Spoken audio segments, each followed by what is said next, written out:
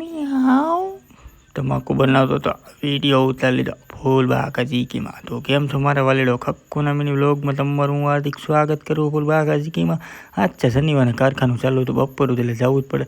Direct આવી ગયા ગોગાભાઈને દર્શન કરી જ લીધા. ગોગાભાઈ કે આલ્યો માવો બનાવી નાખો. મેં કાંઈ વાંધો નહીં, મફતનો હું ક્યાં મૂકું જ છું. હા હો. પછી તો 12 વાગી ગયા એટલે મારા ગામમાં તો જવું જ પડે, તમને ખબર છે. એટલે હું આવી ગયો છું ગામમાં. ફૂલબાકા જીકીમાં કાંઈ ઘટે જ નહીં. આ મારી એક બીજી ગાડી, મેં તમને વાત કરી હતી ને કે એન્જિન છોટી ગયું. જો એન્જિન ખોલી નાખ્યું હોય. આ રોડ છે ને એ રોડ બોલાવી નાખ્યો, કાંઈ ઘટે જ નહીં. આખું એન્જિન ખોલી નાખ્યું, નિકાલ બની જાય. ફૂલબાકા જીકીમાં હો. ત્યાંથી આવી ગયો ઘેરે. ઘેરે નથી આવ્યો તમે ક્યાંક પાછું મારું બધું માની ન લેતા.